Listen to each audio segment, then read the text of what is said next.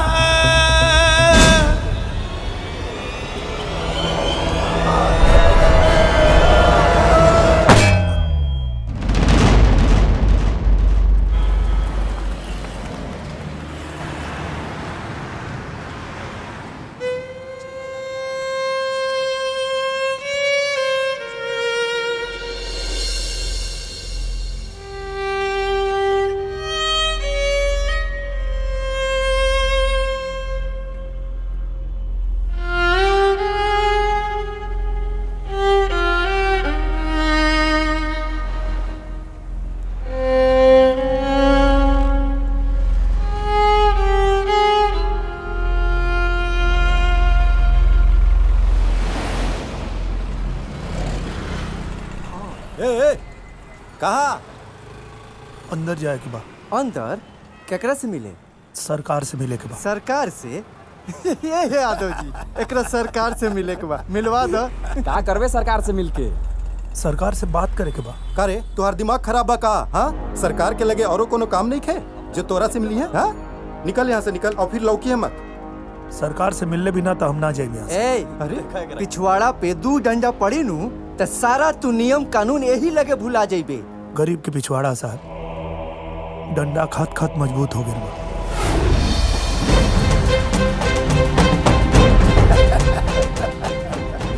ला मैडम तो गईली, मतलब मंत्रालय बंद।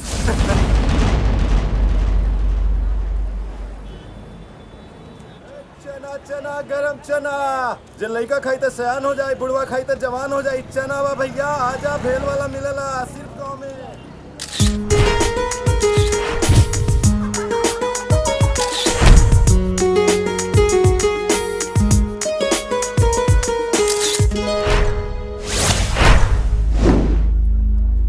क्या भाई साहब, अब की चेहरा का एक्सप्रेशन ठीक रहा? तो आंख बंद कर ला, हो गल नहीं ये फोटो खराब। हाँ, स्माइल प्लीज।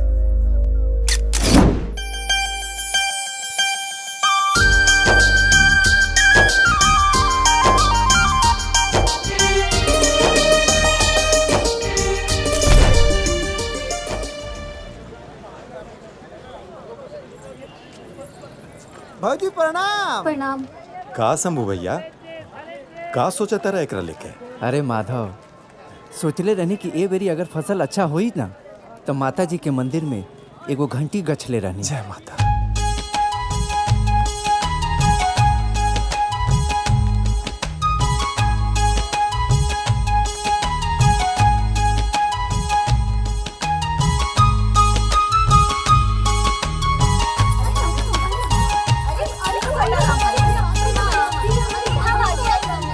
काहो राधा, फूल पत्ती गुदवाइबू के तितली?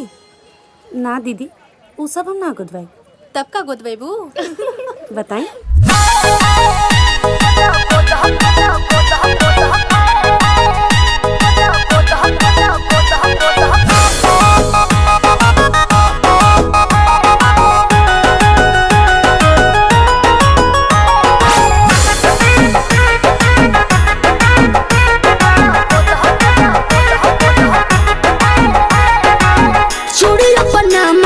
सड़ियों को नाम बा, उनके खातिर हमार जिंदगी तमाम बा।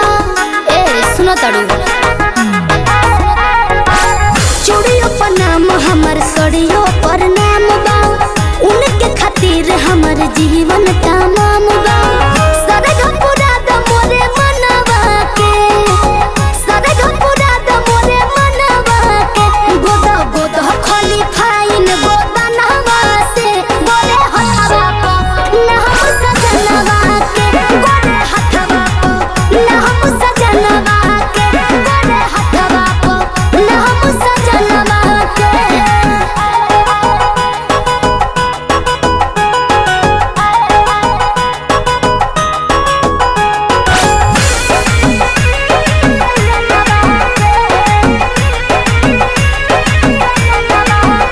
चटा तहरे तू रखी हो रंगवा हो सैया दूर रही के रही है हमारा संगमा हो समझ तड़ू ना हो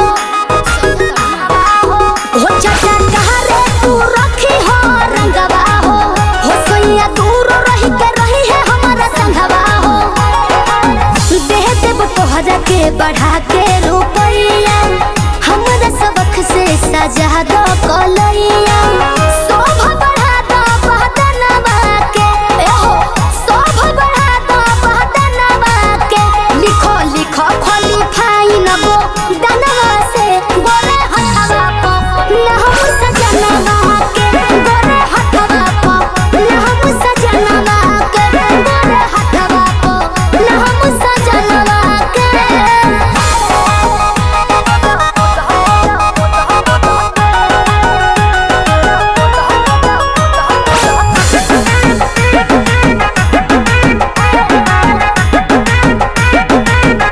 हमार लाली बाली बिंदिया का जरवा हो बाटे उनके लासोरा हो सिंगरवा हो सिंगरवा हो सिंगरवा हो हमार लाली बाली बिंदिया का जरवा हो बाटे उनके लासोरा हो सिंगरवा हो बारू तू करेंड चमका दो हमर हैंड हो खस खुश मोर देखे हसबैंड हो मन जे तू हमरो कहनवा के है मन जे तू हमरो कहनवा के गोदा गोदा खाली फाइन गो दनवा से गोरे हथवा को ना हम सजनवा के गोरे हथवा को ना हम सजनवा के गोरे हथवा को ना हम सजनवा के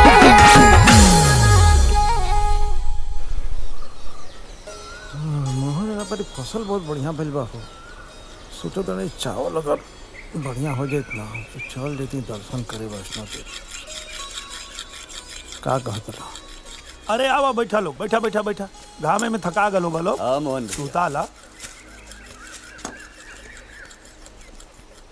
मोहन हाँ आवा तनी जा तहरे खेतवा ओरी से घूम के। अच्छा अरे का कमाल के तोर धान लगल बा भाई आपकी भी अरे वाह जौन तू घरेलू खाद का प्रयोग कैले रहला ना बुझाता एकदम सफल हो गइल बा। का प्रयोग कैले बानी भाई यूरिया के पैसा रहे ना जोन जुगाड़ लगल डाल देनी। अरे मर्दवा अगर हम कृषि मंत्री रहती ना तो के सर्वश्रेष्ठ किसान के उपाधि दिलौती। अरे भैया हम उपाधि लेके का करब अरे बस बढ़िया से अपन फसल के दाम लग जाए बिका जाए समिति के कर्जा उतरा जाए साल भर घर परिवार के खाए भर बच जाए बस उतने बहुत बा। बाकी भैया जी के रहते ई गांव में अनाज के उचित दाम मिलल मुश्किल बा। तो यही से बार हम तो फैसला कर ले बानी आपन फसल तय बार सीधा मंडी में बेचब हम। तहसीलदार और भैया जैसन करे दी हैं। काहे ने करे दी हम अरे मतलब हमन समिति से कर्जा ले लें जा अपने आप के गिरवी थोड़े रख लें जा फसल कटाई कर्जा चुकावे के बात खत्म। काश ऐसा हो जाए इतना तो लगन में हमो दुलरुआ के ब्याह के बारे में कुछ सोचत नहीं। एकदम हुई काका हाई फसल देखा जब भगवान एक बार हमनी के साथ ना इंसाफी नैखन कैले तो और केहू के का मजाल बा की ना इंसाफी करी। बस एक बार धान कट के खलिहान में आ जाए फिर देखल जाए का करे के बाद।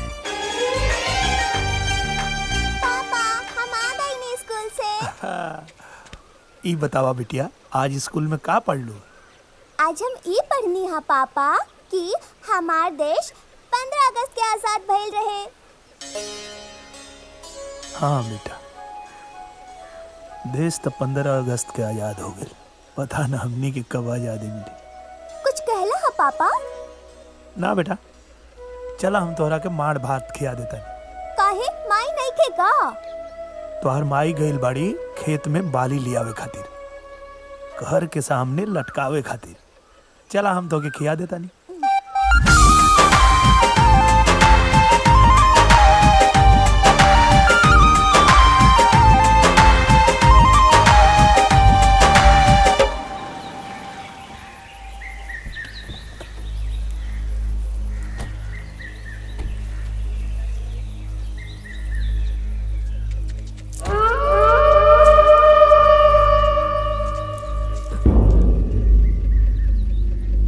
इतना घाम में खेते खेते घूमबू राधा तो हई दुधिया रंग झावर हो जाई। अरे हमसे कह तू इस सारा धान कटवा के तारा घरे पहुंचवा देती। तोहरा जैसन आदमी के मदद के हमके कोनो जरूरत नहीं है। जाके अपन काम देखा।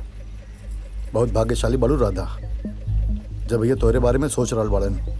अरे तोहरी जगह क्यों और होत ना तो आपले उठ गए होत। देखा भैया जौन चाहताड़न दे दा, तू खुश, भैया भी खुश। भैया जी के खुशी के इतने ख्याल बा तो अपन बहिनिया के काहे नहीं के भेज देत भैया जी के पास। इहो खुश और तोर बहिनियों खुश। राधा, औरत के काम और घर के ख्याल रख। तू हमरा के खुश रखा, हम तारा घर के चूल्हा कहियो ना बुझे दे। ऐसन सोचिया भी मत, ना तो उहे चूल्हा में तोरा के झोंक दे।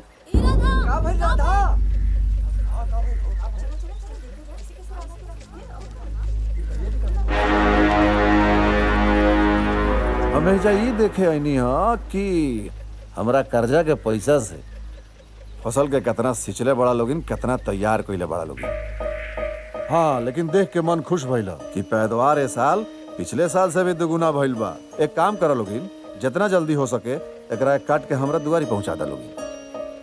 अब की फसल तोरा गोदाम में ना जाए भैया जी। अब की फसल हमने सीधा मंडी में बेचो। समझ गई नी?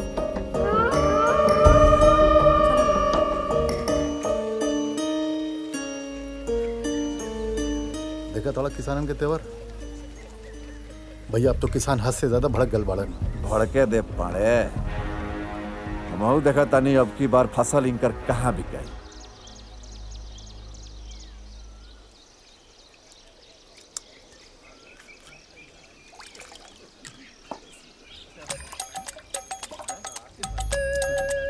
ये बात वही ना, हैं?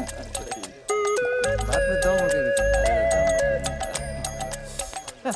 हो देख लो धरिया क्या करता हो। चला देखा जाओ। हाँ चलो देखो।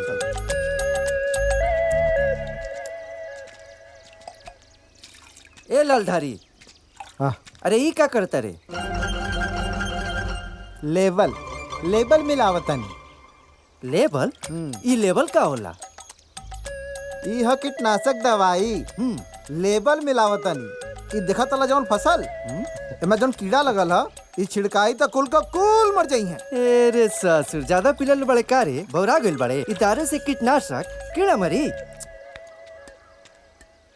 एक पीके बाद दादाजी मर गईले। यही के पीके हमरे बड़का मामा का लड़का मर गल। अबे 8 दिन पहलुआ यही के पीके हमरे ससुर जी अपने हाथे से पियोले रहली, वो मर गईले। त ई कीटनाशक ई कीड़ा का यो मर जाई। ये ललधरिया घर में मौगिया बिया। जाके देखो न चल गेलो। हो जाई यही तरह। अरे साला, ये बतिया पहले ही काहे ना मेरे दिमाग में आए। कीड़ा मरी ना मरी बाद में वो देखल जाई। पहले घरवा जन मौगी आओ के पहले मार के आई।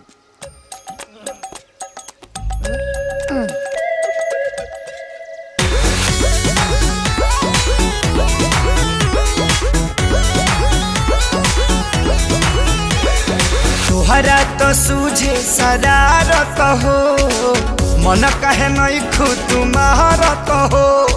एक नींद हमरा के सूते दा, देहिया में बाटे हरारत हो। बाटे खिलौना मन के बझाना आईना करे में बाझल रही जनी हमरा से दूरे दूरे भागल रही जब ले जागल बानी तब ले लागल रही जनी हमरा से दूरे दूरे भागल रही जब ले जागल बानी तब ले लागल रही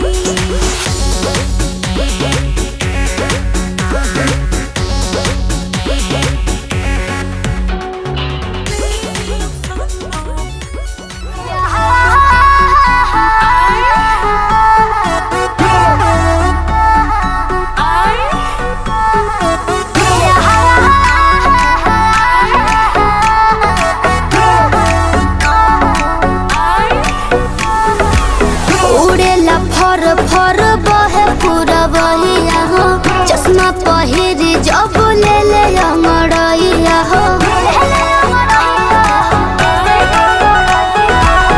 उड़ेला फर फर बहे पूरा बहिया हो चश्मा पहिरी जब ले ले अंगड़ैया हो दिलवा में गोली दाग है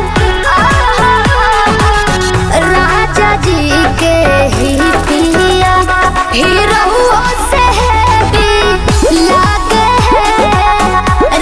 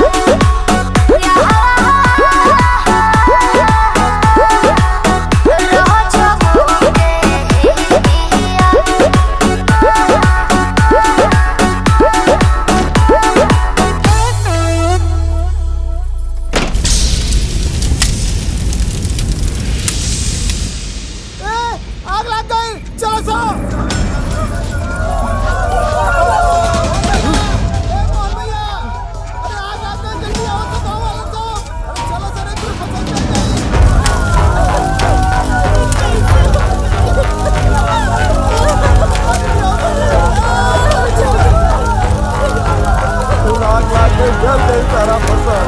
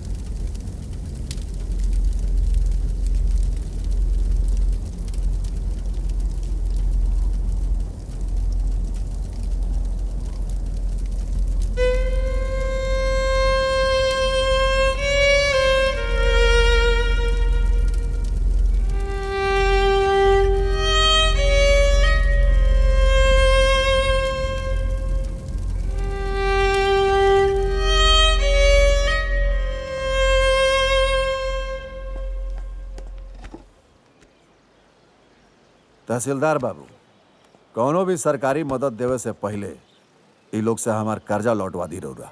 अरे गजबा बात करता रहा महाराज। ये लोग के खुदा आर्थिक मदद के जरूरत बा। अभी लोग राउर आर्थिक सहायता का करिए हैं? का भाई लोग ठीक कहता नहीं कि ना?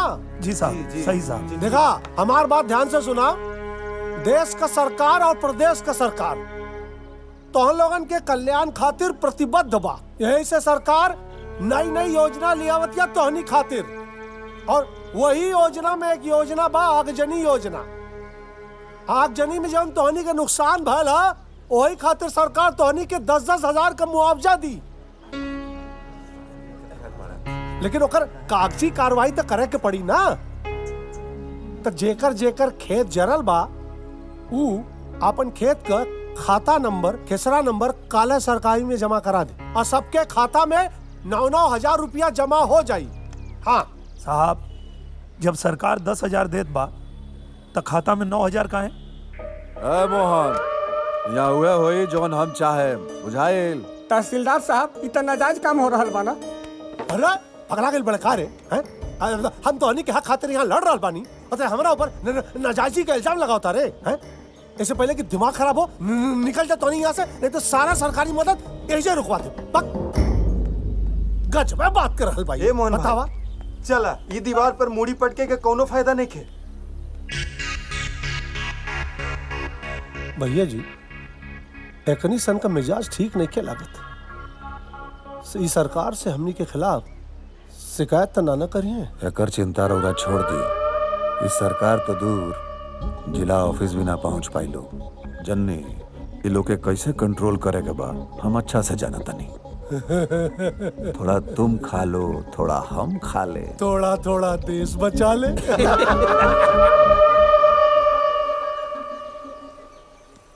अच्छा राधा, हम जाता नहीं खेत में। का करब जाके, जब हमनी के किस्मते जरल बा। भागल, हमने की उम्मीद जरल बा, किस्मत ना। और तू देखिया, धरती के सीना चीर के हम फिर से अनुप जाई, अपना खून पसीना से सनल खाद डालब, और जौन धरती आज राख उगल रहल बिया, काल फिर सोना उगली। हेला जा। ठीक बाबूजी, हम जाता नहीं। ठीक बा बेटा, ध्यान से जाइया। हाँ। हमके आप पर पूरा भरोसा बा, लेकिन ये जमीन से अन्न खाली खून और पसीना से ना निकली। खाद और बिया भी लागी, और ओकरा खातिर पैसा लागी। कहाँ से आई पैसा? जब पेट डेले बा ना, भरे के भी इंतजाम करी।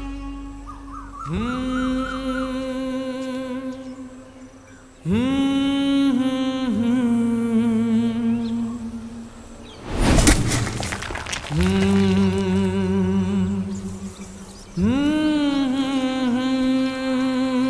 भौजी, मोहन भाई कहाँ पड़े? उगल बाड़े खेत जोते। अरे यहाँ तक कह दिया कि समिति में अगजनी वाला पैसा बटा रहल बा आ ओही जैसे खादर और बियो मिल रहल बा, जाके ले ली है।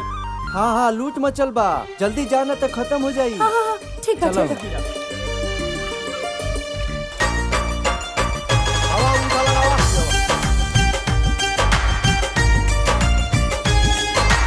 जा आज चाहिए ना कहाँ नाम बारे हाँ ठीक बा।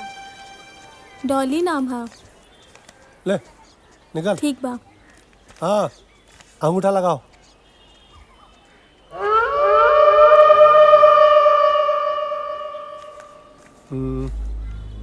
हाँ आइला।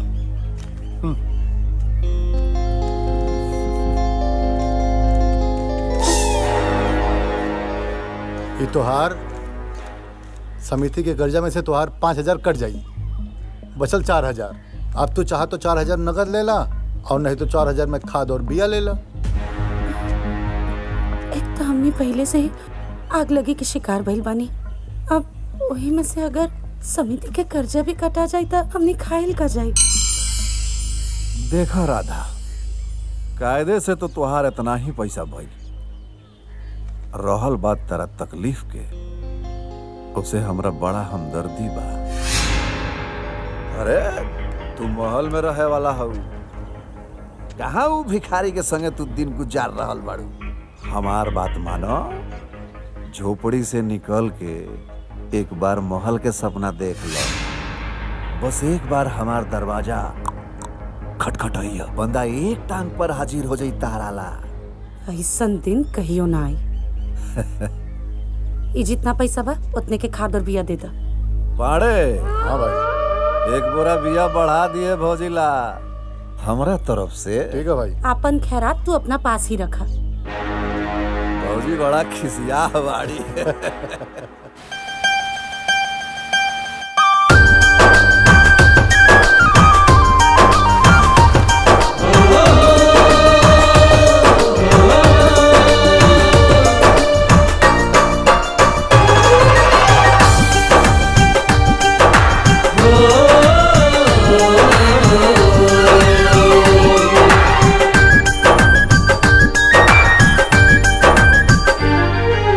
अंबर झूमे बांध मोरिया, धरती नाचे पल के बहुरिया। हरे अंबर झूमे बांध मोरिया, धरती नाचे बन के बहुरिया। लहला करे पधार जैसे हो, अरे लहला करे पधार जैसे लहर के शिखरनी के फसल में जान बसल हमनी के, फसल में जान बसल हमनी के।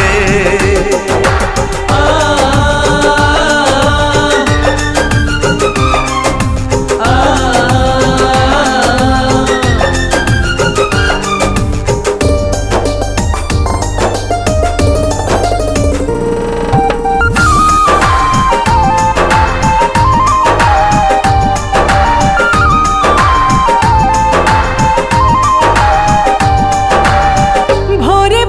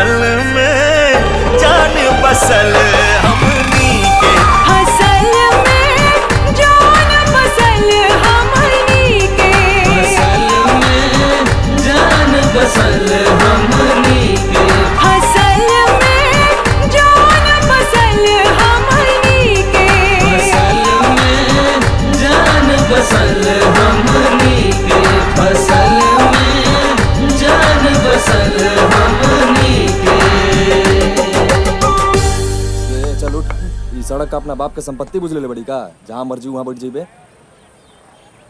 बचपन से तो यह सुन ले रही कि देश के हर नागरिक के पूरा देश है, लेकिन आप कहत बड़ा कि हमारे बाप का संपत्ति ना है तो मान लेते। चल निकल यहाँ से।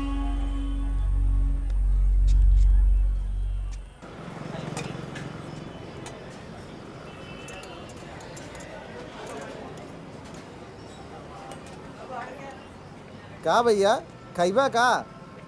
कैसे थाली बा खाना? 90। दाल चावल रोटी सब्जी कुल है। का चाही?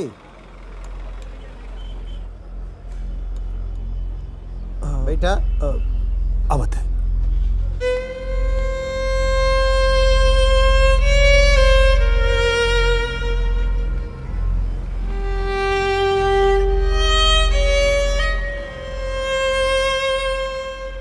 ए जी, सुना ताने जी? राधा, आई खाना खा ली। आई ना जल्दी।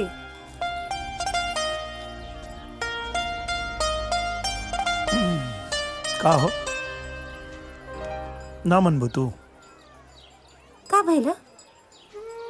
अच्छा, तो के नहीं पता? यह साड़ी मिलल है पहन के खेत में आवे खातिर। आज कौन दिन है? ई रवा के याद नहीं खे? आज ललिया के जन्मदिन है का? ललिया के जन्म बैसाख में भइल रहे।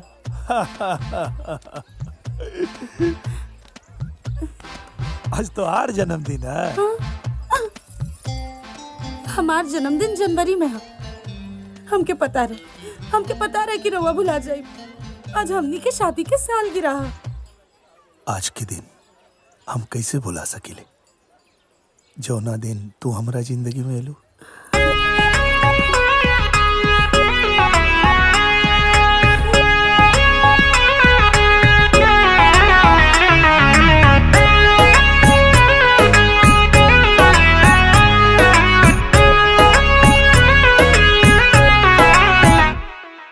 देखतनी मीठी मीठी मुस्की तुम्हारा तारा, टुक टुक ऐसे काहे निहार तारा।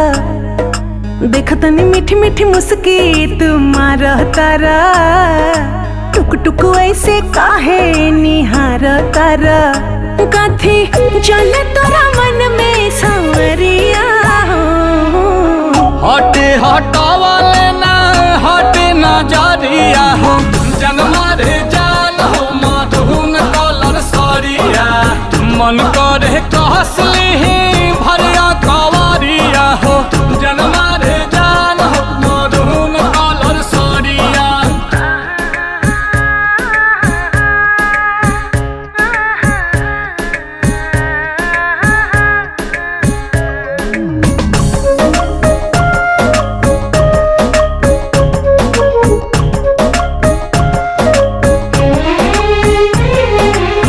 बिजली टूठा हो तारू दिलवा प हमारा हो, अपन डोलाई के कमरिया। हवने ना तोहरो लुटेरा, निरखेला कमर के घेरा।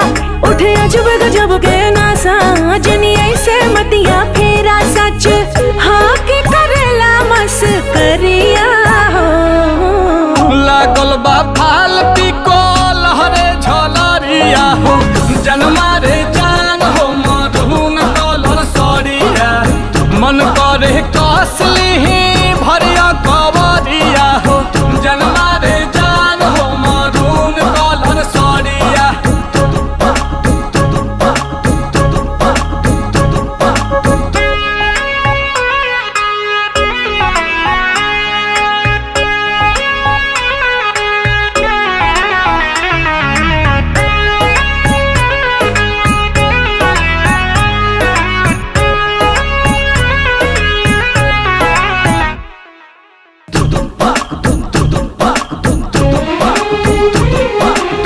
कहवा से पौले बाड़ू ऐसन सुरतिया हो, गजरा तो छेदतावे छतिया।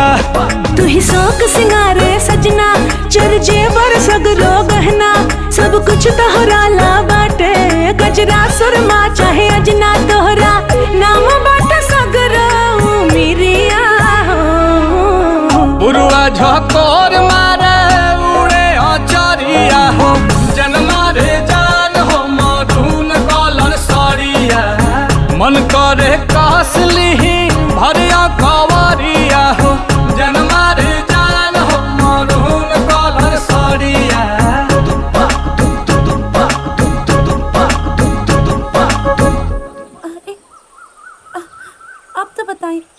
कहाँ ले जाता नहीं?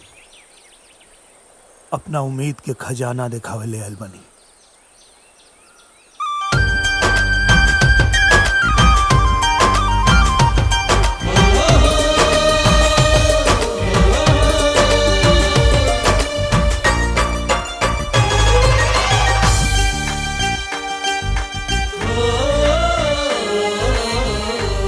सही कहता नहीं, हमने किसान लोग खातिर ऐसे बड़ खजाना कुछ हो ये नहीं कह सकत। सुनता नहीं, ये फसल हमने से चीख चीख के कह दिया कि हमने के दुख के दिन अब बुरा गई। फसल में जान बसल हमनी के, फसल में जान बसल हमनी के, फसल में जान बसल हमनी के। पाकी गईल खेतवा लटकी गईली बलिया, खनकी रे गईली ना, खनकी रे गईली ना, गोरी के खेत खेत चूड़िया, खनकी रे गईली ना, गोरी के खेत खेत चूड़िया, खनकी रे गईली ना। खेते खेते चूड़िया खनक रे गईले ना। नाना पापा हम कुछ ना देखे।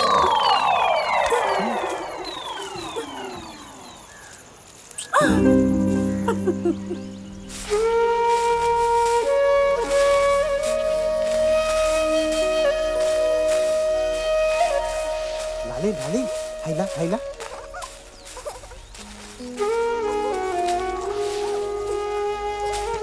वाह रे मोहन भाई जियो, गजब धान के ढेर लगल बा। अब की बार भी एरिया में तहरा धान के जोड़ा नहीं थे। अरे अगर हम सरकार में रहती ना तो तोके कृषि विश्वविद्यालय का कुलपति बनवा देती। अरे काका, हमारे घर परिवार के पेट भर जाए और कुछ और लोगन के पेट तक अन्न पहुंच जाए, बस इतने हमरे खातिर बहुत बा।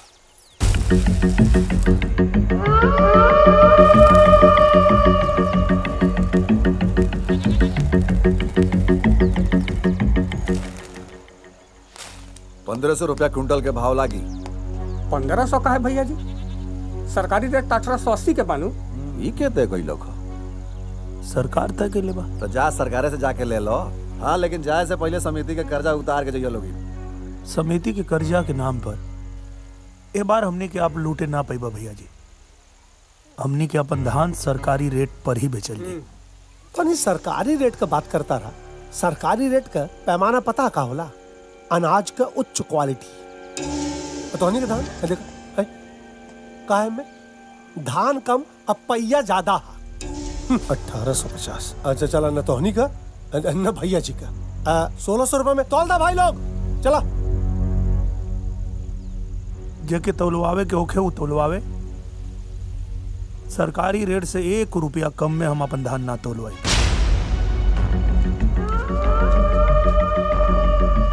हम का कहता नहीं कि वो तो बाद में देखल जाई। अभी तो कुल जिदिया गई वाले का कल जाए।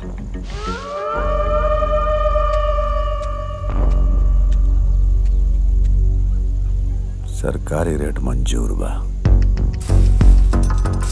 10 दिन बाद समिति में जाके अपन पैसा ले लिया। चलो जल्दी करा।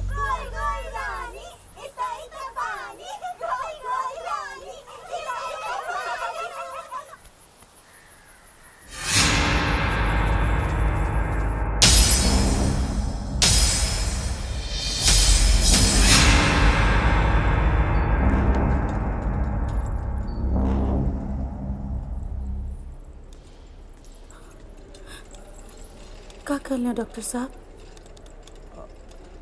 घबराए के कोनो बात नहीं है, चला सब ठीक बा। सही सब ठीक बना? हाँ चला चलो लाली घरे चला।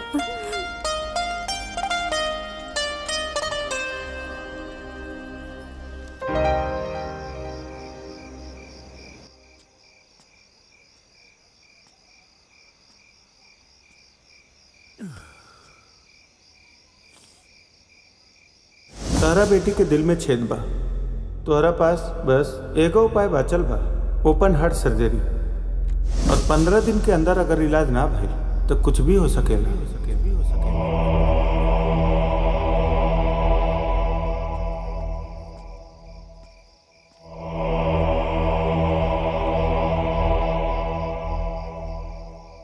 भइल जी? हम दिने से देखा था नहीं, रवा बहुत चुप बने। सब ठीक तो बाना? अरे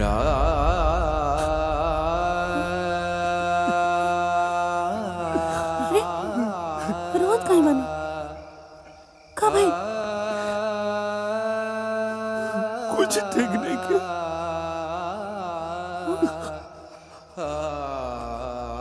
हमार बेटी बहुत तकलीफ में बा। काहे? का भाई लो लिया के? हाँ?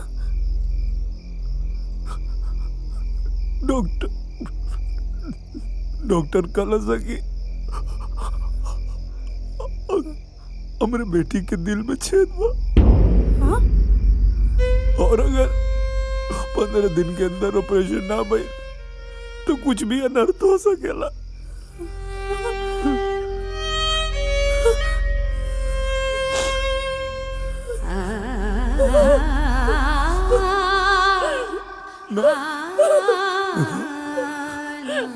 तो चिंता मत कर, हम काले भैया जी के लगे जाए और अपन पैसा ले आए, और अगर जरूरत पड़ी तो हम अपन सब कुछ भेज दे। अपना बेटी के कुछ ना होके दे। लाली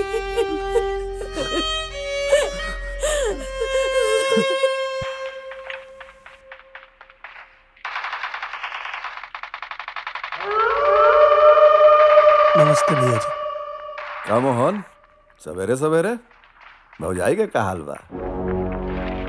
भैया जी पैसा के बहुत आवश्यकता रहे, वो हमार धान के पैसा मिल जाई। हाँ, धान तहार देखो सरकार खातिर खरीदाइल बा। जब वहां से पैसा आई तो तहरा मिल जाई। लेकिन कब तक आई भैया?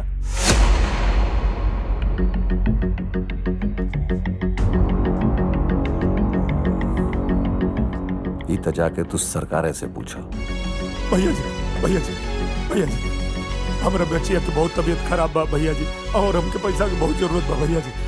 हमारा मजबूरी के समझे की कोशिश करी भैया जी। डॉक्टर कहले बा 15 दिन में ऑपरेशन ना हुई तो कुछ भी अनर्थ हो सके। कई बार कहनी जैसे वहां से पैसा आई तारा मिल जाई, ठीक? और हाँ, खर्चा पानी में दिक्कत होके तो आज सांझ के भौजी के घरे भेज दियो। उनकर बड़ी इज्जत करे नहीं, कुछ ना कुछ जरूर देते हैं, ठीक?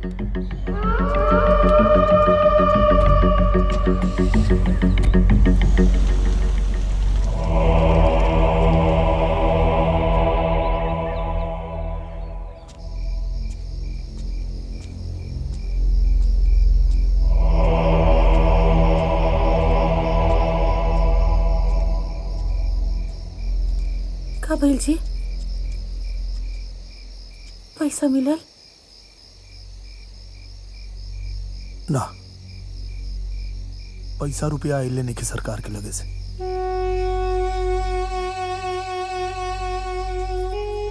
रोहा चिंता मत करी, जेकर के हुना होला ओकर रक्षा खुद भगवान करेले। सब ठीक हो जाए, पैसा के भी बंदोबस्त हो जाए, और हमार लाली एकदम से बढ़िया हो जाए। जब हमने आज लेके होके कुछ ना बिगड़नी तो भगवान हमने के भी बिगड़े ना दिए। सब ठीक हो जाए।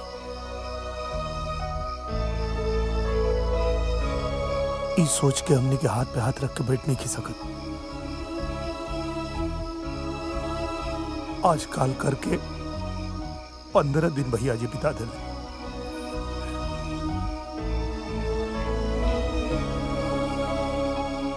हम फैसला कर ले बानी, अगर कल भी हमके पैसा ना देले तो हम अपन जमीन बेच दे।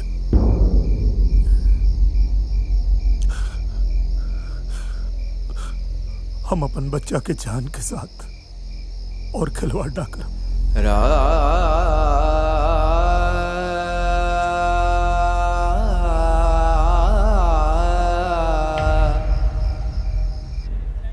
भैया जी 50 गो किसानन का पासबुक बा और सबके खाता में किसान निधि के तहत 2,000 आ गइल बा। अब रहुआ बताई का करे के है? करे के का बा? 500 के हिसाब से 50 खाता के भइल 25,000। हई पकड़ो, हई पासबुक तू हमरा के दे दो, हम काले पैसा निकलवा लेम सारा। भैया जी ज्यादा ना होता, ये गड़बड़ घोटाला का खबर सरकार के लग गई तब के बताई? तू बताइबो। ये गांव वाला के इतना हिम्मत नहीं खे कि सरकार तक अपन आवाज पहुंचा पावे। नमस्ते भैया जी। हाँ, कर्जा चुकावे आयल बड़ा का समिति के? ना भैया जी, कर्जा कहाँ से चुकाए? घर में राशन ना रहे, घर में वो छोट बच्ची बा, 1000-2000 कर्जा और मिल जाए तब हम अपना घर में राशन भरवा लेते। ये कोऑपरेटिव हो, कोनो धर्म खाता ना कि मुंह उठे नहीं है चल नहीं। आवे से पहले इतना तो सोच लो कि चाही, जब तक पिछला कर्जा चुकता ना हुई तब तक एक पैसा ना मिली तोहरा। हाँ, अगर भौजी अहन मांगे तो 2-4 किलो चाउर बनवा दे कराला। खर्चा मांगता नहीं भैया जी, भीख ना। इज्जत अमीर के होखे या गरीब के, इज्जत इज्जत होखेला। गलती से भी कबो हमारा राधा के ऊपर बुरी नजर मत डलिया, ना तो जमींदार और किसान के बीच के अंतर भुलाए में हमके टाइम ना लगे।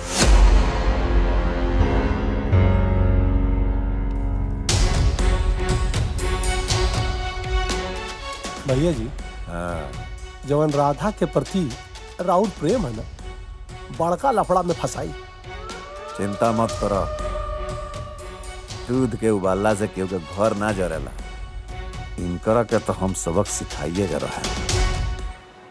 लाओ जल्दी लाओ, यहाँ पे धरा। कितना हुआ? हाँ भैया, यह 50 किलो। हाँ भैया जी, हमनियों के अलुइया किन लेती तब बड़ी मेहरबानी है। अरे भाई, कई बार तोनी से कहनी कि सरकार के अभी अनाज भंडार भरल बा, सरकार अभी अनाज लेवे के पक्ष में नहीं खे। एक काम करो लोगी, या तो तोहनी के बाहर बेचाओ लोगी, या तो हमारा गोदाम में रखवा दो लोगी। जब सरकार के आदेश होई तो किना जाई। का करे के भैया? करे के का बा? एने ओने भटकला से अच्छा बा अलुइया एजे रखा जाए इहमे गोदाम में। भैया उपल अनाज वहाँ से यहाँ रखा देते हैं। भैया जी, तो हम यही स्टोर में रखवा देता नहीं। हाँ हाँ, यह उचित रही, रखवा दो लोगी ना। चल भैया जी, एकदम ठीक भाई। भैया जी, भैया जी, बड़ा परेशानी में बानी भैया जी, हमार पैसे दे दी। अरे तू तो ऐसे कहता रहा कि तार पैसा जैसे हम जेब में धैले बनी, तारा के देत नहीं खी हैं। देखो मोहन, ये आलू के गोदाम हो, धान के बाद धान के गोदाम में, ठीक? हमारा दुआरी पर रोज रोज हाजिरी लगेले से तार पैसा ना मिल जाई। सरकारी काम हो, जितना समय लागेला उतना लागी। वो तो ठीक बा भैया जी, लेकिन हमार बच्ची की तबीयत बहुत खराब बा। आजकल कर कर के 15 दिन हो गए, अगर ओकर ऑपरेशन ना भइल तो कुछ भी हो सकेला। अरे ज्यादा से ज्यादा मरिए नु जाई। तारा बेटी का मरला से सरकार के ऊपर कोनो फर्क ना पड़ी। अब दिमाग मत खराब करो, चलो यहाँ से। चलो। दिमाग खराब तुम मत करा।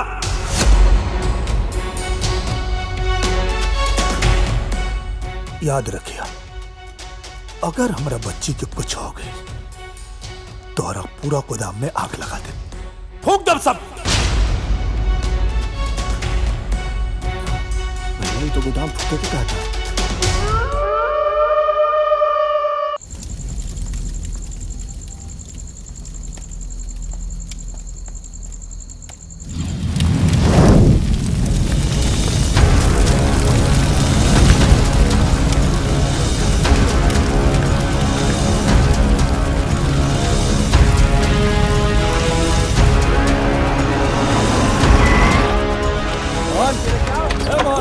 छुपका बैठल बड़ा। चला कामा, चला, थानेदार साहब बुलाओ तेरे। अरे चला। हमारे पापा और कहाँ ले जाता नहीं? चला। अरे छोड़ दे हमारे पापा। कहाँ लेके जाता नहीं इनका के?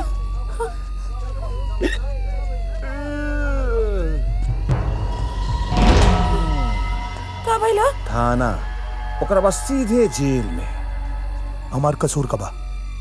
कसूर तो बेटा जब पुलिस का डंडा पिछवाड़े पड़ी ना, सब याद आ जाई। कहाँ जरोले रे? भैया जी के गोदाम। कैसन गोदाम? हम कोनो गोदाम नहीं खींचे रेले। बोलो झूठ, ते बोलो झूठ। तोनी के सामने काले नु कहत रहे कि गोदाम में आग लगा दे, कहत रहनु। हां, अब बताओ, सब तो झूठ बोलता, बोला ना। जा मोहन, तू अपने बारे में तो ना, हमनी के बारे में सोच ले होता। माधव भैया, अरे हम नहीं खींचे रहे लोगों तू लोग साजिश करा था। अब तो ही बतावा, साल भर हमनी के परिवार का खाई। ले जाइए करा के, जल्दी ले जाइए करा के, पूरा समाज का अपराधी बा। लाली ए लाली लाली लाली उठो राधा, लाली ए लाली संभालो का भाई अब क्या खोला? कहले रहनी ना 15 दिन के अंदर एक ऑपरेशन हो जाए के चाहिए। अब तक भगवान ही मालिक है तोरे बेटी के जान के। ऐसा मत करिए डॉक्टर साहब, अगर मेरे बेटी के कुछ हो जाए तो हम तो जीते जी मर जाए। ओकरा के बचा ली, भगवान का दिल बचा ली। ठीक बा, हम अपना तरफ से पूरा कोशिश करब। कल भोरे 5 बजे तक लाख रुपए का व्यवस्था करके काउंटर पर जमा करवा दी है और 7 बजे हम इनकर ऑपरेशन का तैयारी करब। समझ गए लू? ठीक बा? ठीक बा।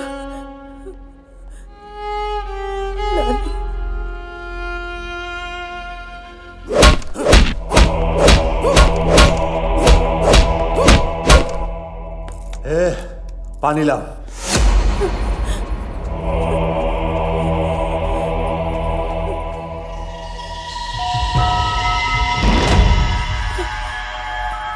हमारा बेटी की हालत बहुत खराब बा दरोगा साहब। जेल से ना निकली है तो हम अपना बेटी का इलाज ना करा पाए। इनके निकाल दी। देशद्रोही है तोर मरद। जवानन देश के लोगन के थाली में जाए के चाहिए, वही के जरा देलस। देशद्रोह का मुकदमा समझता हूँ का? देशद्रोह।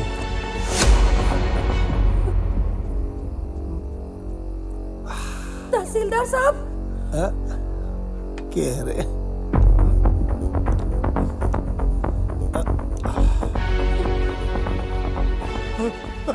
अरे राधा रुका, आ रहा बानी, रुकिया वही रुका। तहसीलदार साहब हमारी मदद करी, हमने बहुत मुसीबत में बानी जा।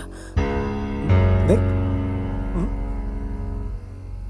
हम तो से कहनी, हम तो कौनो सहायता ना कर पाई। हमारे हाथ में रहत तो सहायता जरूर करती पगली। हाँ अगर तू भैया जी के द्वारे जाके खटखटाओ तो नीमन रही। देखी ये इंसान का लगावल कराड़ा ऐसे ना उतरी।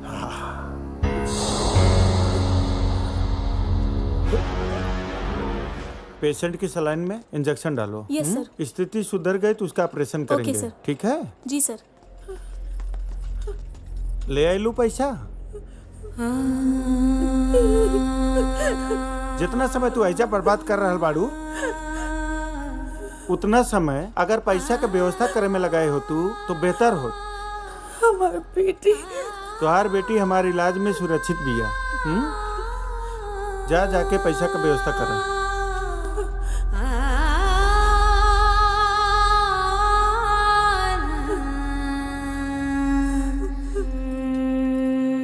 उमर आई सब ना सेलिब्रिटी का पीछे भागेला, कौनो गरीब गुरबा के ना सेलिब्रिटी। हमारी बेटी बचा ली दरोगा साहब बचा ली। ई कोनो मंदिर ना है कि परिक्रमा लगाइबू अब भगवान आके तोहर सहायता कर दिया। हमारी बेटी अस्पताल में बाड़ी और पति यहाँ जेल में। अगर दोनों में से केहू के कुछ भी हो जाए ना तो हम जी ना पाए। तोहनी के मरला जिला से क्यों को फर्क पड़े वाला नहीं के। और हाँ एक बात कान खोल के सुन ले, जिंदगी भर चक्कर लगावत रह जाइबे और जमानत तक ना करा पाइबे। तोहनी के चिंता न सरकार के बा और न सरकारी मुलाजिम के। हाँ एगो उपाय बा, भैया जी हमार बात मान, भैया जी के पास जो चाहिए ना तो तुर मोरा भी बच जाई और तुर बिटिया भी। जो जो जो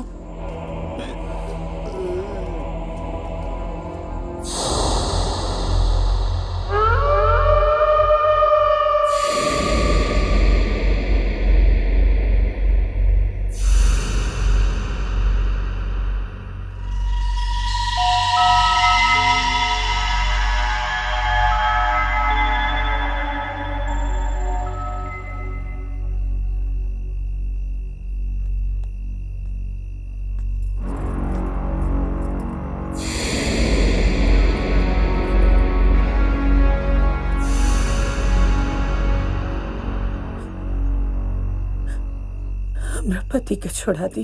कल सवेरे तक तार पति तारा सामने होई। और हमके अपना धान के पूरा पैसा अभी के अभी चाहिए। इहो मिल जाई।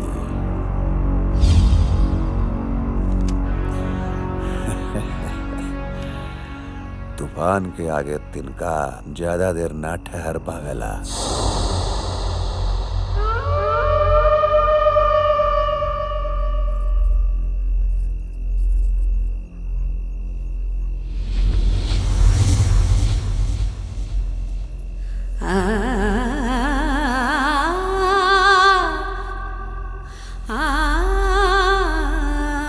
काले रानी ना 15 दिन के अंदर एक ऑपरेशन हो जाए के चाहिए।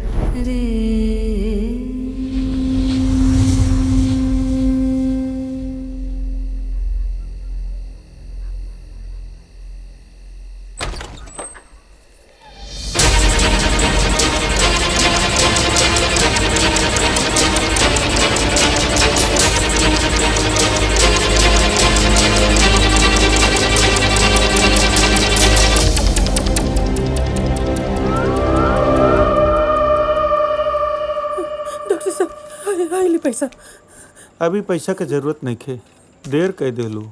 हम तोहरा बेटी के ना बचा सकली, सॉरी।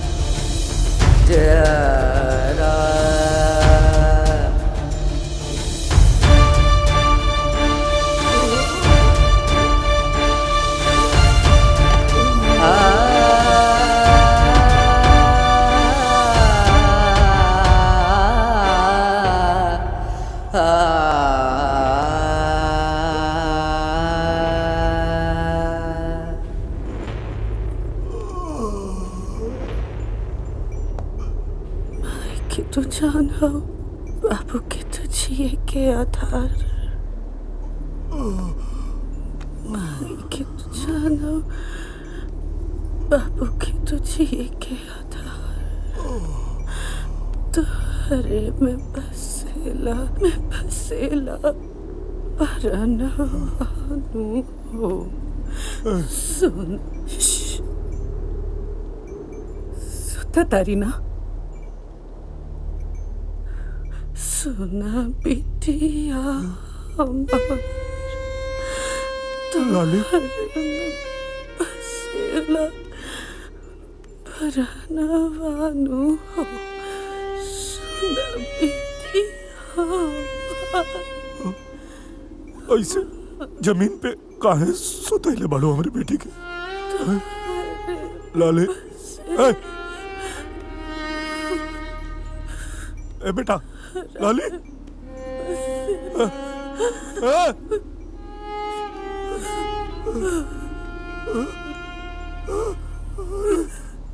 कब लेके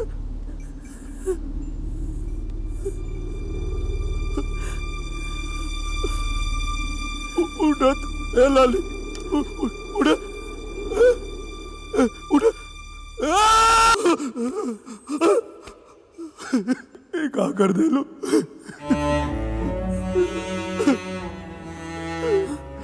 राधा एक बार भी ना सोच लो कि तू न जान तू दोनों के बिना हम कैसे जिया? अगर मौका लगा तो सरकस पूछा आज को किसान के बेटी और बीवी के मौत की जिम्मेदार की बात भूखे पेट रह के सबका राखी हम ध्यान हो जकरा बल करे लाई बेसवा गुमान हो आजाद भारत के बानी हम किसान हो आजाद भारत के बानी हम किसान हो।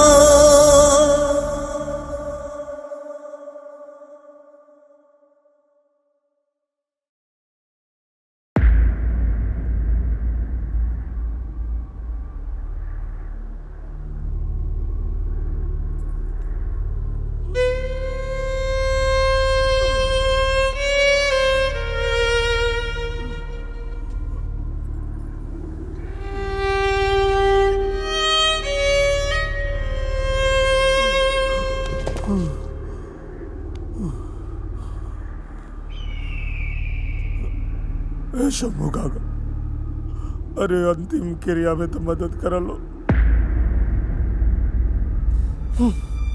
आज काका याद आवता ई गाँव वाला याद आवता ओ घड़ी काहे भुला गई रहला जब हमनी का अनाज जरा दिहला। अरे हम नहीं की जरैले ए भाई तू लोग कंधा ना देबा तक के कंधा दे भैया मदद कर भैया।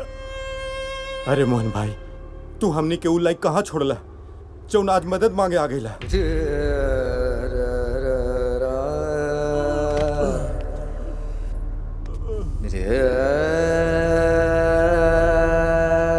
हम कहनी है इधर से सब लोग चली।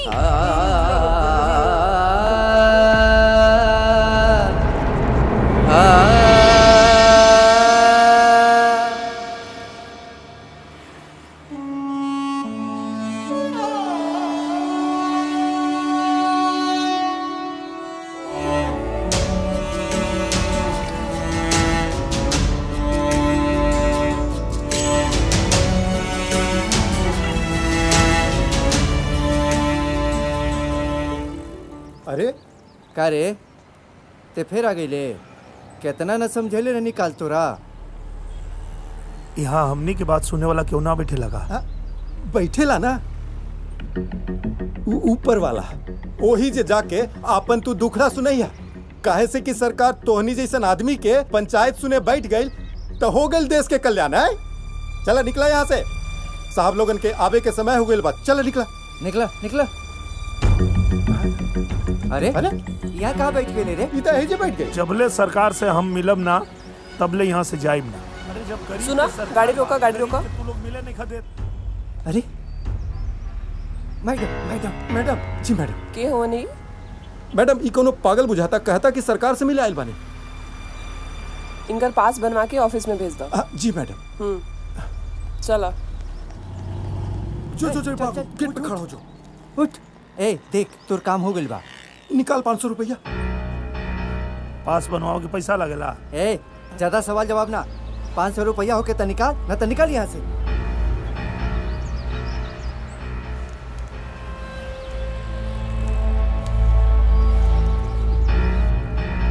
ये कहा है? सरकार से मिले आयल बड़ा कि मछली किने 150 रुपया लेके आए। जब 500 रुपया हो तब दोबारा आ जाए। चल निकल यहाँ से। निकल। अरे निकल, चल निकल। पागल।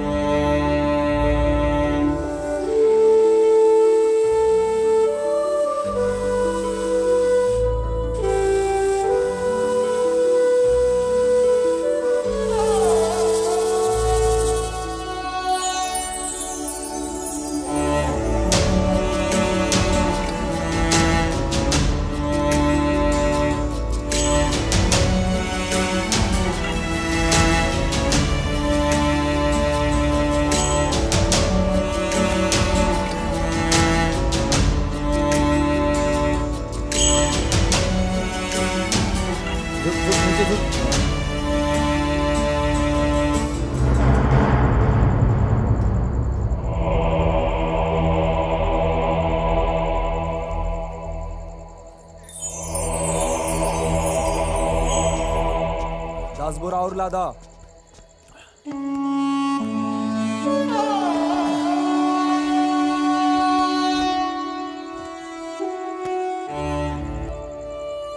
इतना बोझा क्या उठा लोगे?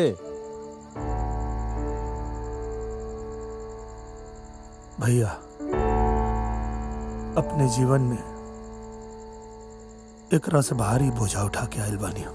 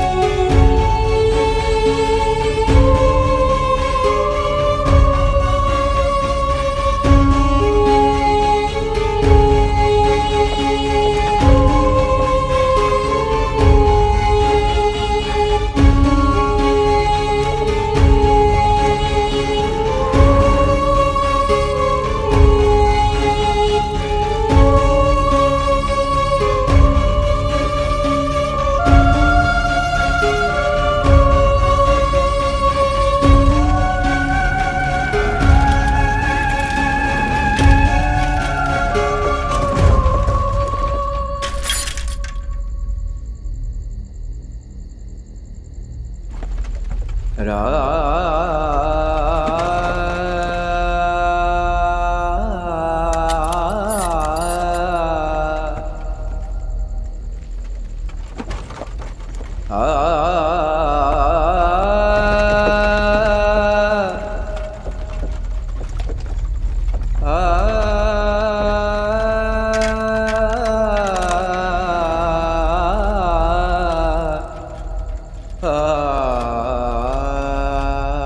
कोनो बात न भाई। का पैसा लेके आ गिला लावा दा। अरे चुरा के दमर दे।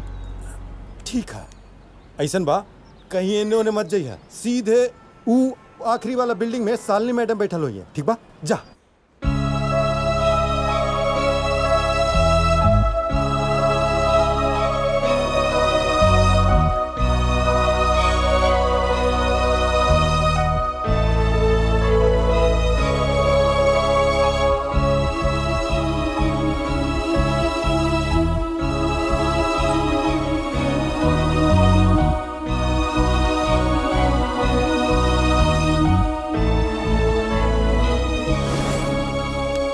रोज रोज ही मार भात खिलावत आरू।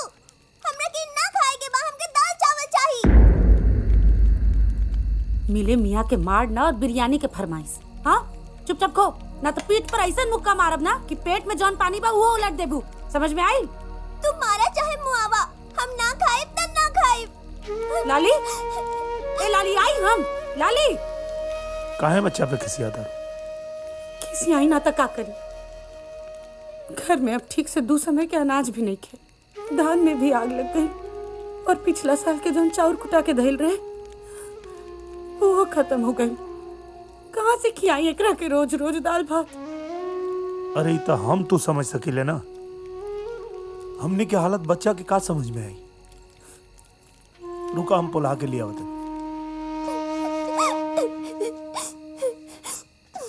हमार बिटिया रानी किसी आ गई।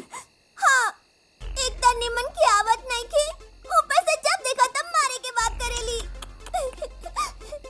हम उनका के समझा दे और हमरा बेटिया के कब्बो न डटी। ठीक बा, चल आप खाला बेटा। ना, हमरा के नहीं के खाए के बा मार भात। बस आज खाला बेटा, और खाल हम बाजारी से अपनी बिटिया रानी खातिर के अरहर के दाल लेके आई। सच्चे पापा? हाँ, और साथ में सब्जी भी ले आई। हाँ। चला चला चला खाला। हाँ आवा, चला चला चला चला चला चला चला बैठा। बिना मतलब हमरे बेटी के डांटत रहलू। छोड़ तू दा, हम खियाई।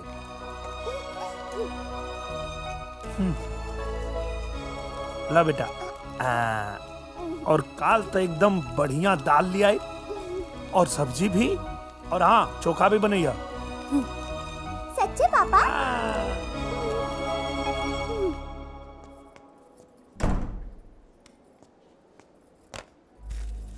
अरे अरे अरे ई का करता रू? ई का करता रू? फेंक रहे हैं। जो नन के दाना कचरा के डब्बा में फेंका तारू, वही अनाज के दाना बिना बहुत लोग भूखे पेट सुतेला। अनाज के अगर कदर नहीं खे, कम से कम वो किसान के कदर करला जे अपन खून पसीना बहा के ई अनाज के उपजावेला।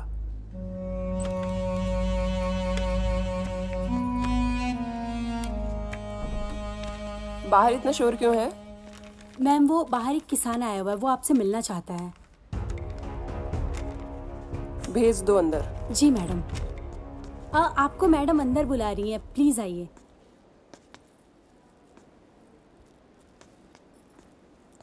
सुनो, ये फॉर्म 5 नंबर कैबिन में देकर आओ। राउर परेशानी?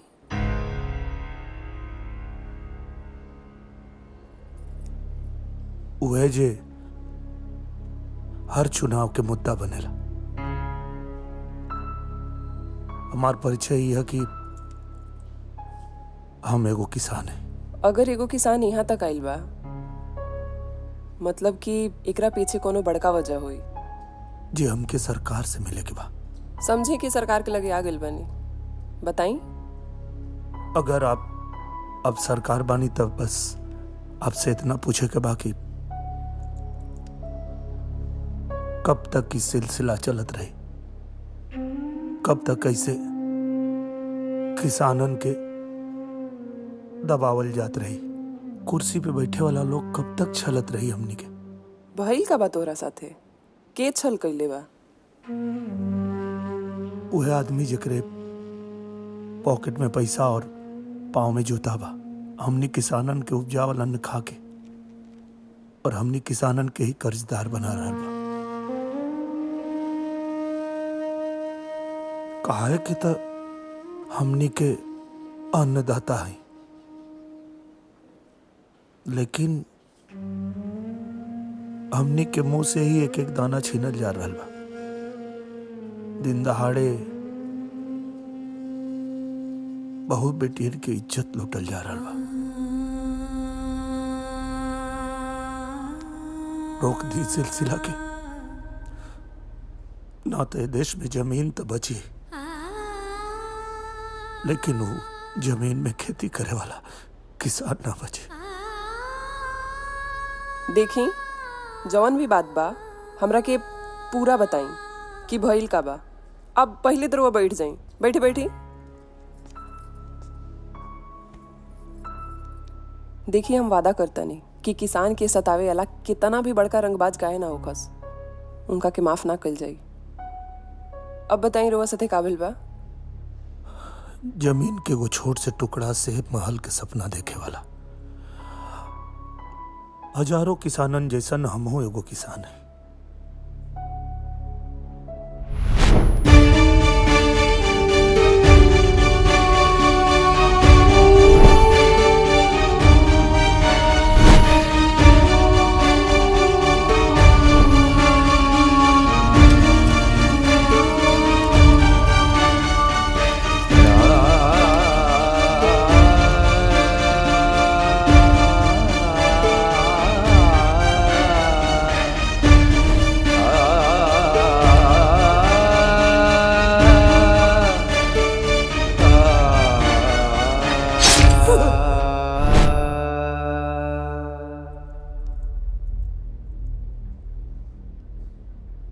इतना सब कुछ हो गल रोवा साथे, केहू मदद खातिर ना आयल? आयल, मदद खातिर आयल। वो आयल जेकरा के समाज अछूत कहला।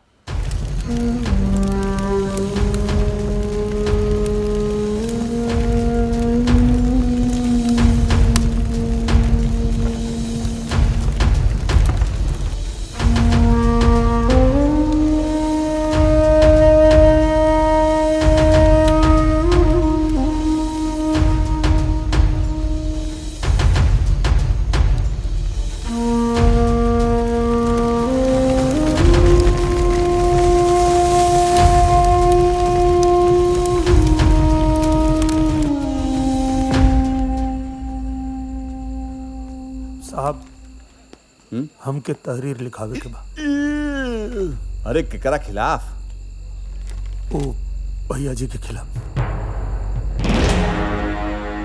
भैया जी और तहसीलदार मिलके हमार बच्ची और हमरे बीबी की जान ले ले लो। अरे बाप रे बाप, डबल मर्डर! दोनों हत्यारन के छोड़ब ना, बिल्कुल ना छोड़ब। तोहरा के इंसाफ दिलाई। और हाँ, बस इतना ध्यान रखिए, जब तक ये मामला का पूरा जांच नहीं के हो जाता, मीडिया वालन से बच के रहिए, नहीं तो ये सब झूठ मूठ का हो हल्ला करिए सर और हमने का जांच प्रभावित हुई। एक काम कर, आज ही चल के मामला का रफा दफा करवा देता। चल। अरे चला।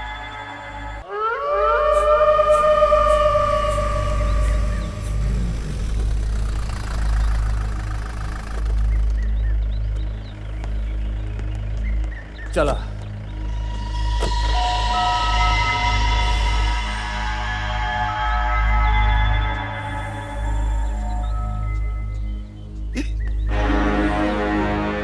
अरे महाराज, तू लोग क्या कहला? ये बेचारा कहता ऐसा ही हम खेत जरवा दिली, अनाज चुरवा देली हैं, फसल कटवा देली और तो और झूठा मुकदमा में जेल भी भेजवा देली। का जरूरत रहे एक बीबी और बेटी के मरला का? ए इंस्पेक्टर साहब, ए ई का कहता नहीं महाराज हैं? एकर बेटी मरल बीमारी से और एकर मेहरारू एकरा सामने ही आत्महत्या कइलक भूख से तंग आके, और झूठा इल्जाम हमरा पर लगाओ तनी महाराज। तई बात बा। देखा मोहन, तुहार बेटी अस्पताल में बीमारी की वजह से मुअल और तुहार आंखी का सोझा तुहार बीबी आत्महत्या कैलस। अब ये हिसाब से भैया जी पर कोनो केस नहीं के पड़त। हमार माना मिल बैठ के मामला सुलटा ला। ऐसा ही कहा तारे बरजेशी है? अरे जब हत्या भइला नहीं खे तो झूठ मूठ का केस मुकदमा का है। देखा हम कौनो ऐसा रास्ता निकाला तानी कि तोहरो काम हो जाए और हल्ला भी ना होगा। ए भैया जी, बेचारा बात रहुआ गाँव का, एकरा के परेशान भी रहुआ कैले बानी है, तो कुछ ले दे के मामला खत्म कर दी। गरीब आदमी बेचारा कहाँ कहाँ भटकी है। एकरा के तो 1 रुपया देवे का मन नहीं है। हाँ, लेकिन एकर मेहरारू जात जात आत्मा के तृप्त कर देलक। ओकरा नाम पर 20,000 दे सकता नहीं बस। हाँ, अरे मतलब बिलाई मार लेले बानी कहा और न तक।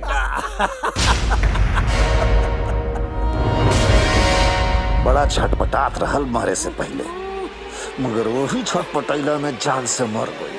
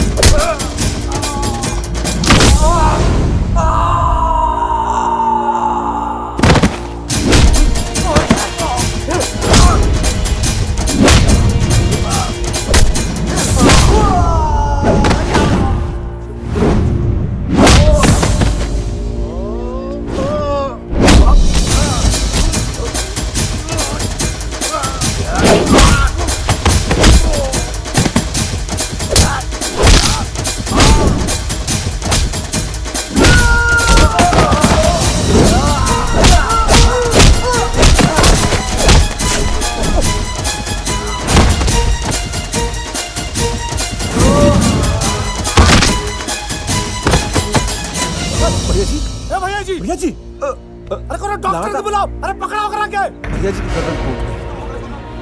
पकड़ा करा के। छोड़ यहाँ बस सारे के।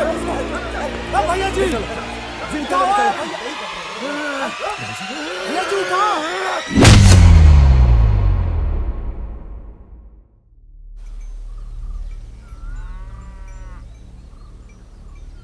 कुछ बोला मोहन भाई, आखिर ऐसे कब तक चुपचाप बैठल रहो?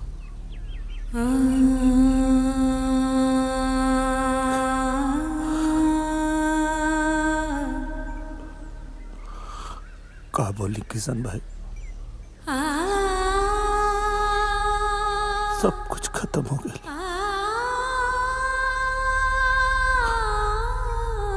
लाली और राधा के बिना जियल मुश्किल बा। अब तो ये मन करा था कि अब अपने आप की भी खत्म कर ली। अरे तू कैसन बात कर रहा तारा मोहन भाई? तारा खत्म हो गया से सब कुछ बदल जाएगा। आज तू मरबा, कल हमार बारी आई, अब परसों फिर के हुआ और के। देश में जौन हालत चल रहा बा ना मोहन भाई, उमें रोज कोनो ना कोनो किसान का कहीं ना कहीं मरे का पड़ता। तू कुछ ऐसा करा कि हमनी किसानन के दुख दर्द सरकार तक पहुंच जाए।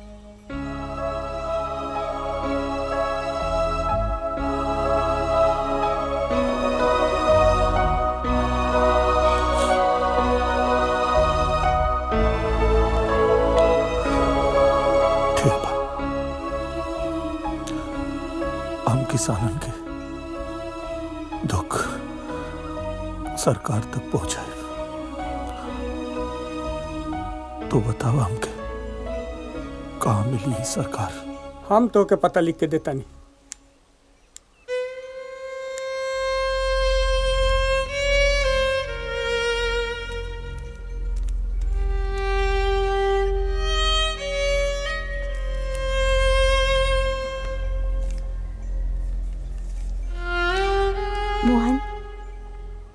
खाली हाथ शहर कैसे जेबा? रुका,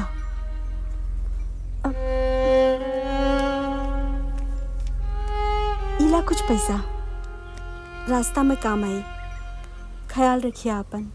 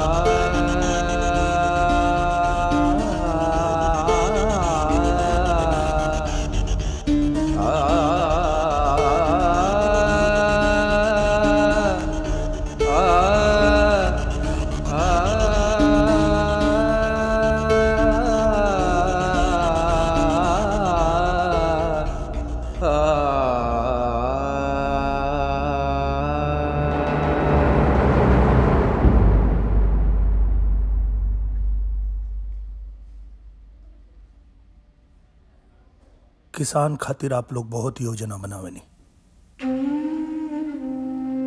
लेकिन वो योजना किसान तक पहुंचे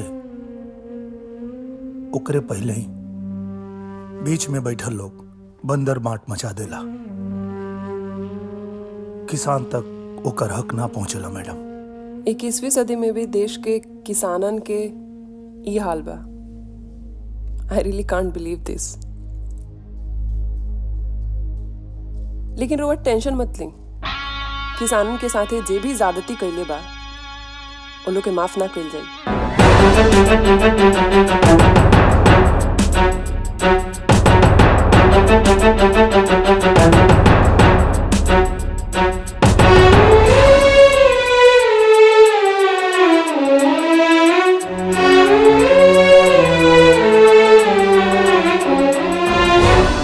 हिम्मत ना हार, तेरे साथ है हम, चल बढ़ तो यार, तेरे साथ है हम। हिम्मत ना हार, तेरे साथ है हम, चल बढ़ तो यार, तेरे साथ है हम। संघर्ष है जिसकी रग रग में, जो तेज धूप में पकता है, वो हार कैसे सकता है, वो हार कैसे सकता है। मिट्टी को जो चंदन की तरह माथे से लगा के रखता है, वो हार कैसे सकता है, वो हार कैसे सकता है।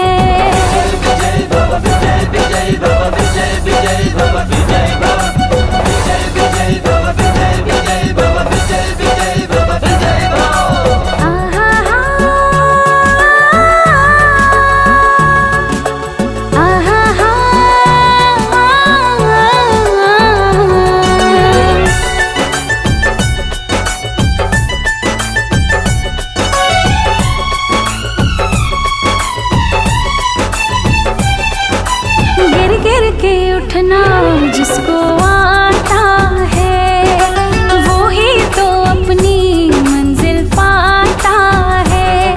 तू ना मजबूर, तू ना कमजोर, तेरे जीवन में भी आएगा भोर। अरे जिसका दिल अपनी धरती माता के लिए धड़कता है, वो हार कैसे सकता है, वो हार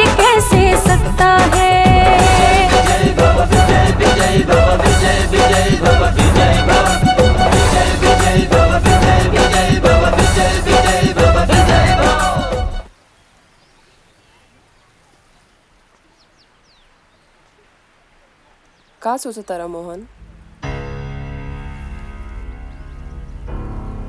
यह सोचा था नहीं मैडम जी कि भैया जी और तहसीलदार के सजा हुई कि ना।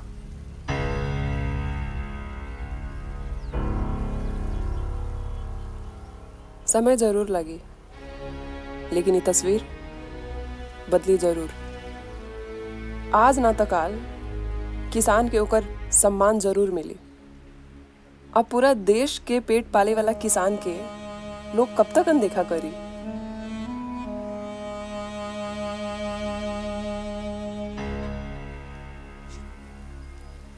ठीक बा।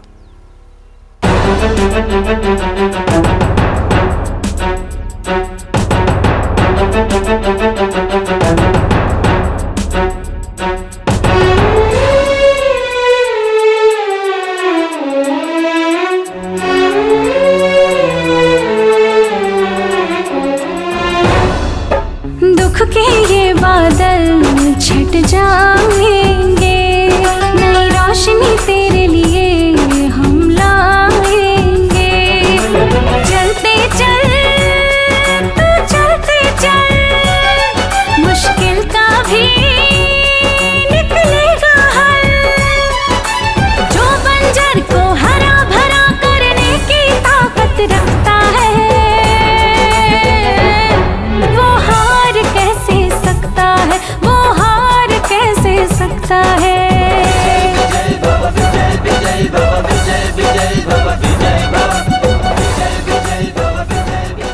जय हिंद मैम। पुलिस के कर्तव्य जाने लो जी। का होला? कानून व्यवस्था बहाल कई। का? कानून व्यवस्था बहाल कई। और देश और समाज के अपराध मुक्त बनावल और गरीब और शोषित व्यक्ति के हर प्रकार सहायता प्रदान कई। और जैसा ना करे ओकरा के वर्दी पहने का कोनो हक नहीं है।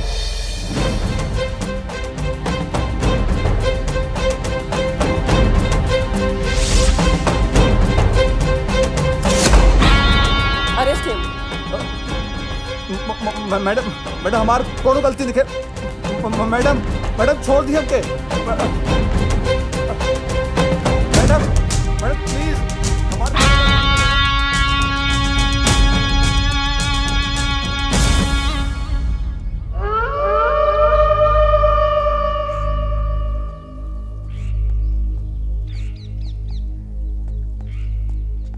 इली भैया जी।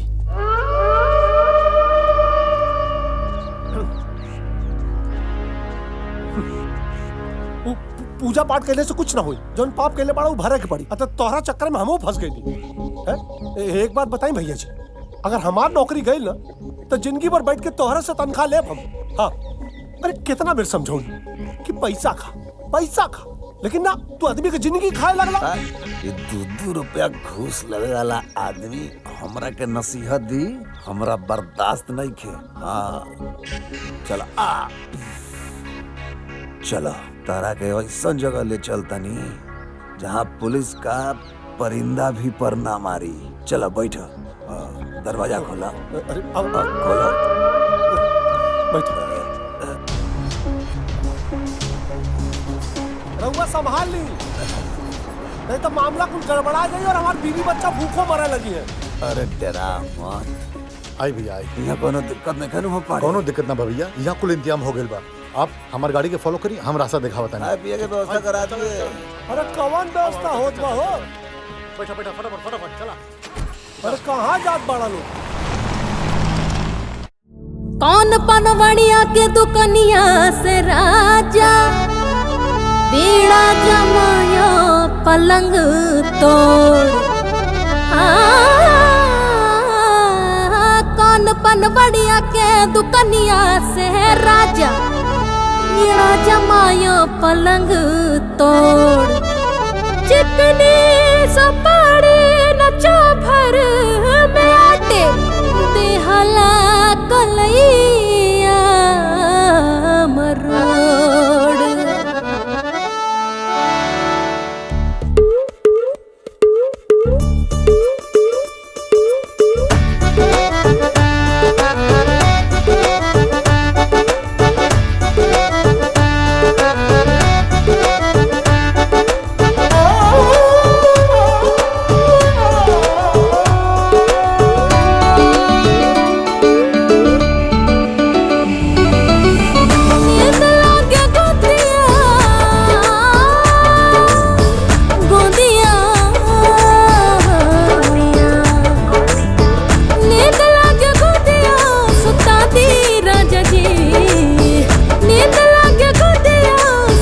दी राजा जी ललटनिया के बाती, बुझा दी राजा जी ललटनिया के बाती, बुझा दी राजा जी ललटनिया के बाती।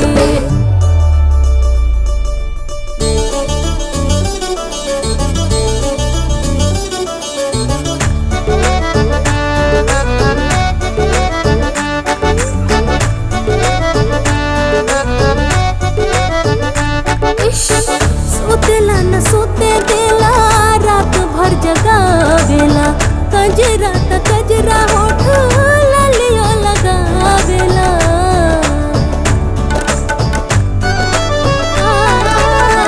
सोतेला न सोते देला, रात भर जगावेला, कजरा त कजरा होठ लालियो लगावेला। सोतेला न सोते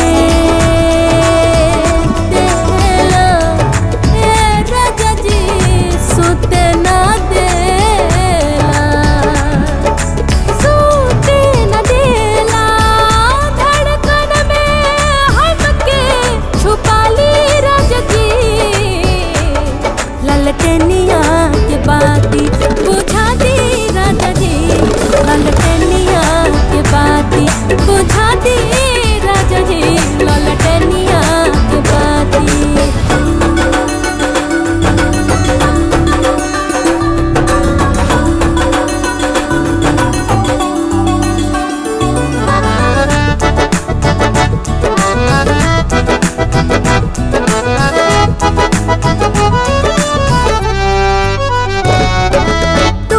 अखियां समाइल मोर निंदिया निंदिया, तोहरे ही गाल पर सटाइल मोर बिंदिया बिंदिया बिंदिया बिंदिया।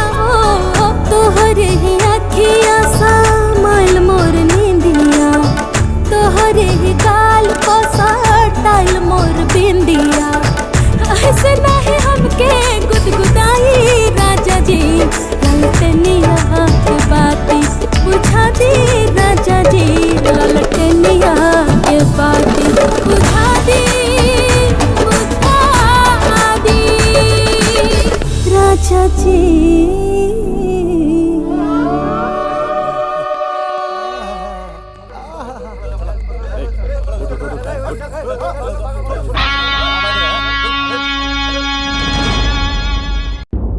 अरे चुप न रहता। ऑर्डर ऑर्डर ऑर्डर ऑर्डर, अदालत की कार्यवाही शुरू की जाए। यस माय लॉर्ड। सर, कटघरे में जो हमारे क्लाइंट्स खड़े हैं उनके खिलाफ ना तो पुलिस वालों के पास कोई ठोस आरोप है और ना ही किसी तरह का उनके खिलाफ थाने में कोई एफआईआर दर्ज है। फिर भी सीएमओ और डीएम साहब के आदेश के अनुसार इनको गिरफ्तार किया गया है, जो एक बदले की भावना से प्रेरित कार्रवाई है। इसलिए अगर उच्च पदों पर बैठे हुए लोग इस तरह से बेगुनाह लोगों को अगर ऐसे परेशान करेंगे या उनके ऊपर जुल्म ढाएंगे तो कानून पर से लोगों का भरोसा उठ जाएगा। इसलिए अदालत से मेरी दरख्वास्त है कि योर ऑनर मेरे क्लाइंट्स को बाइज्जत बरी किया जाए।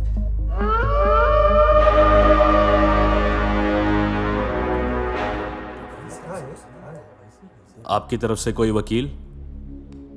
साहब हमके वकील ना, इंसाफ चाहिए। आपको जो भी कहना है कटघरे में आकर कहिए।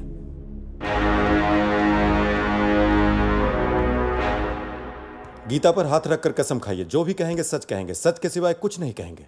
जो कहेंगे सच कहेंगे, सच के सिवा कुछ नहीं कहेंगे।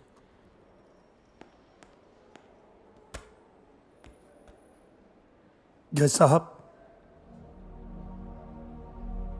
हर साल कागज में रेट बढ़ जाला धान के, फिर काहे जज साहब, काहे इलाज के बिना मर जाले कोनो बेटी किसान के। सरकार किसान खातिर बहुत सारा योजना बनावेले, सड़क, बिजली, पानी, यहाँ तक कि महिला खातिर सरकार भी बहुत सारा प्रयास कर रहल बा। महिला के सशक्तिकरण खातिर, महिला के मजबूती खातिर, महिला के सम्मान खातिर रोज नया नया योजना बनेला। फिर काहे जज साहब, काहे आज भी कोनो औरत अपन इज्जत नहीं के बचा पावत। एगो किसान जमीन जोतेला, अन्न उपजावेला, वही किसान के बेटा भूख से मर जाला। ये कहाँ के इंसाफ है जैसा? रूही किसान धुनेला, कपड़ा किसान बनावेला, फिर भी किसान के बेटा लंगटे काहे घूमेला? काहे जैसा? ई भैया जी, तहसीलदार साहब और दरोगा जी जैसे लोग काहे हम किसानन के जानवर समझेला लो? किसान के बहू बेटी के इज्जत के अपने बाप के जागीर काहे समझेला लो? वकील साहब कहले कि कोनो थाना में रपट नहीं खे लोग के खिलाफ। कहाँ रपट लिखाई जैसा? साहब के लिखी रपट? ये दरोगा जी जे भैया जी तहसीलदार जी के हर जुर्म में ये लोग के साथ रहे, ये लिखे रिपोर्ट किसान के। ये वकील साहब कहले कि ये लोग बेगुनाह बा। तब इनके से पूछी कि का कसूर रहे हमार बेटी के, जौन समय से पहले काल के गाल में समा गई वो हमार बेटी के का कसूर रहे? अगर ये भैया जी हमारे धान के पैसा समय से दे देले रहते तो हो सकेला हमार बेटी बचत चाहे ना बचत, लेकिन आज हमके ये बात के दुख ना रहत जैसा साहब कि हम अपने बच्ची के इलाज ना कर पाए। अगर ये भैया जी हमरे धर्म पत्नी के साथ जबरदस्ती ना केले रहते,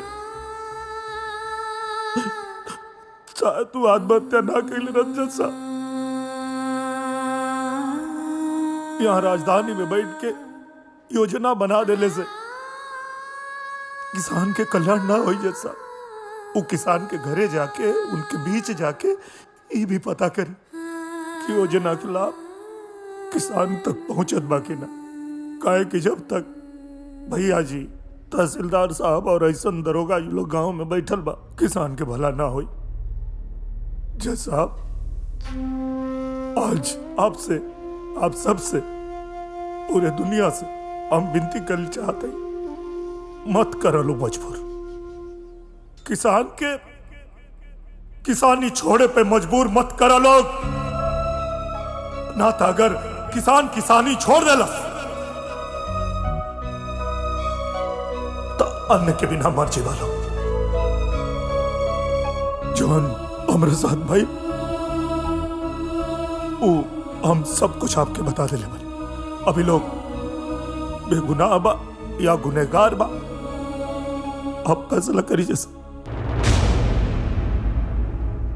वादी और प्रतिवादी दोनों पक्षों को सुनने के बाद यह अदालत इस नतीजे पर पहुंची है कि भैया जी तहसीलदार और दरोगा ब्रजेश सिंह मोहन के अपराधी और देशद्रोही हैं। उन्होंने किसानों का हक मारा है, बल्कि सरकारी धन का गबन करने के साथ साथ मोहन और उसके परिवार को मानसिक प्रताड़ित भी किया है। इसलिए यह अदालत इस केस की नए सिरे से जांच करने का आदेश देती है।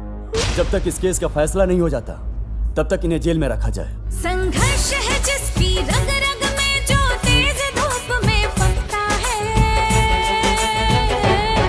वो हार कैसे सकता है, वो हार कैसे सकता है। मिट्टी को जो चंदन की तरह माथे से लगा के रखता है। बहुत बहुत बधाई हो मोहन। वो हार कैसे सकता है, वो हार कैसे सकता है। एक्सक्यूज मी, चेक डिपॉजिट करना था। चेक डिपॉजिट के लिए उस काउंटर पे जाइए मैम। Thank you. अब मोहन तू बैठ जा, हम करवा क्या होता नहीं। Excuse me, yes madam, cheque deposit करना है। ये फॉर्म फिल अप कर दीजिए।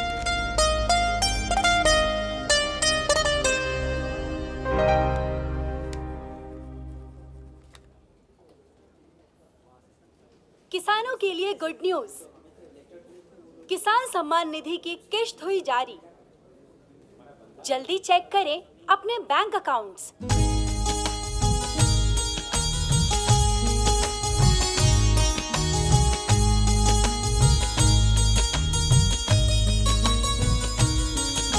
चलो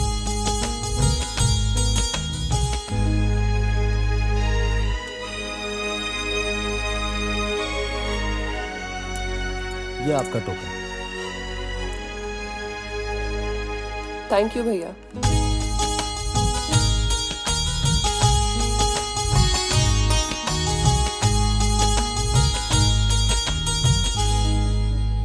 मंत्रालय के एक रिपोर्ट के मुताबिक देश में हर साल होने वाले आत्महत्या में लगभग 12% किसान आत्महत्या के मामले होते हैं। प्रति वर्ष हजारों किसान आत्महत्या कर लेते हैं और लाखों किसान खेती छोड़ देते हैं। अगर समय रहते किसानों के लिए ठोस हल नहीं निकाला गया तो वो दिन दूर नहीं जब इस देश में अन्न देने वाला अन्नदाता नहीं बचेगा। देश बचाना है तो किसान बचाओ। याद रखो, किसान खेत बेचने को जब तक मजबूर है, देश की तरक्की तब तक कोसों दूर है। जय जवान, जय किसान।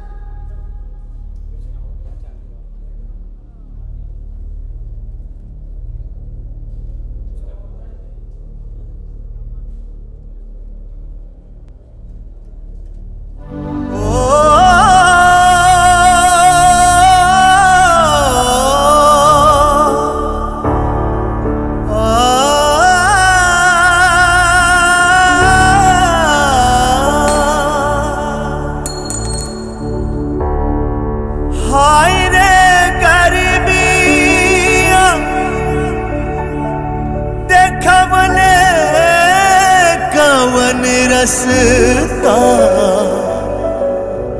हमरे कफनवा के दाम बड़ा सस्ता। हाय रे विधाता मोर कितना गुनाह रे लागल हमके गरीबिया के आरे।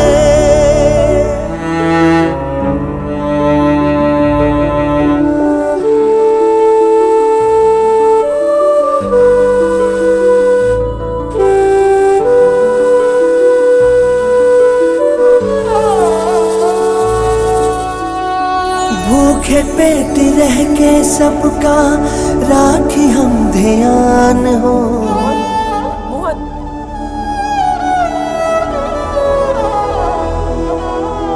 भूखे पेट रह के सबका राखी हम ध्यान हो, जकरा बल करे लाई बेसवा गुमान हो। आजाद भारत के बानी हम किसान हो, आजाद भारत के